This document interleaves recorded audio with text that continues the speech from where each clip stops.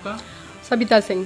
सविता जी, आपकी बेटी है आशी राजा, जिसको पुलिस ने गिरफ्तार कर लिया है जी। और यहाँ पे जो है कहा गया है कि वो टीआई को ब्लैकमेल करती थी अपने दोस्त के साथ। आपका क्या कहना है, क्या कहानी है? सबसे पहले तो हम मीडिया से, प्रशासन से ही सवाल करना चाहेंगे कि एक पढ़ा लिखा टीआई के पद पे जो पदस्थ है अधिकारी, जो दूसरों को न्याय दिलवाता है, क्या उसको 20 साल की एक लड़की ब्लैकमेल कर सकती है?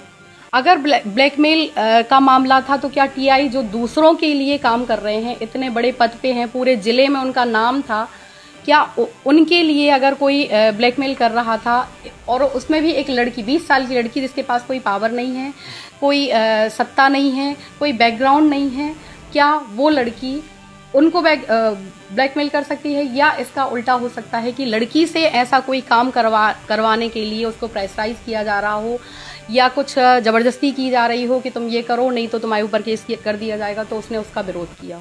क्या करती थी बेटी आपकी टीआई के साथ? बेटी टीआई के साथ में टीआई ने हमें ये बताया था कि बेटी उसको कुछ अंडर क्रॉप या कुछ पुलिस के वर्क होते हैं जिनके लिए उनको बिना वर्दी वाले लोगों की आवश्यकता होती है जो शार्प माइंडेड हों, और इस चीज़ के लिए हमारी कई बार बहस हुई है। बेटी हमारी बात नहीं मान रही थी पिछले 6-8 महीने से, और बार बार हम मना करते थे, उस पर हमारा झगड़ा भी हुआ कई बार, और टीआई ने खुद आके हमें बताया, समझाया कि हमारे साथ में काम करती है तो आपको कितना पैसा मिलता था बेटी को?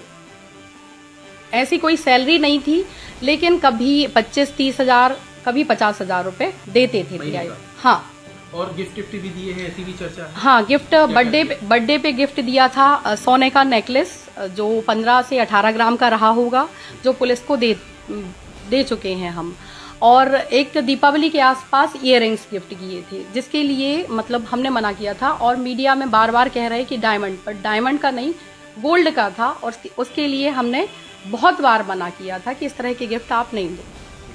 इसके साथ ही जब घटना हुई है उसके आसपास के सीसीटीवी फुटेज 2 आए हैं। प्राइवेट बंगले के आसपास आपकी बेटी की गाड़ी भी थी, दूसरा एक प्राइवेट कमरा लिया था बेटी ने, उसमें बैठ के प्लानिंग की, उससे भागते हुए भी दिखे हैं।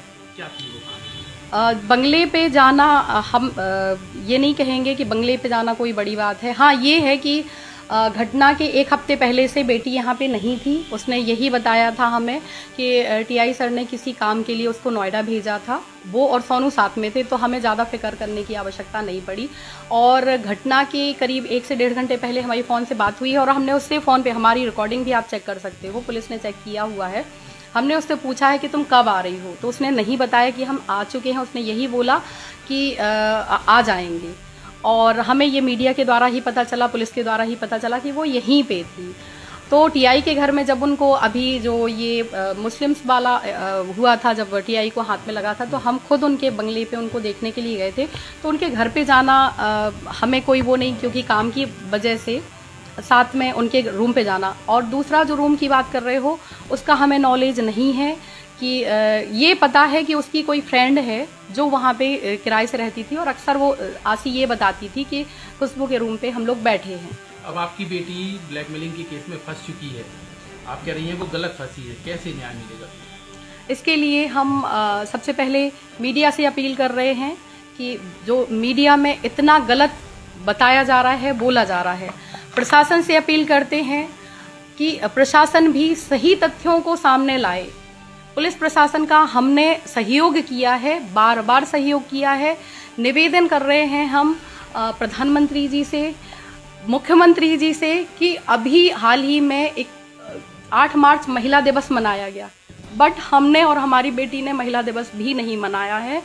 बेटी पे बार बार गलत आरोप लगाए जा रहे हैं, बहुत कुछ छुपाने के लिए, प्रशासन अपनी गलती के छुपाने के लिए, और कुछ काले कारनामे जो टीआई और प्रशासन के हो सकते हैं उनको छुपाने के लिए एक 20 साल की लड़की को हाईलाइट किया जा रहा है।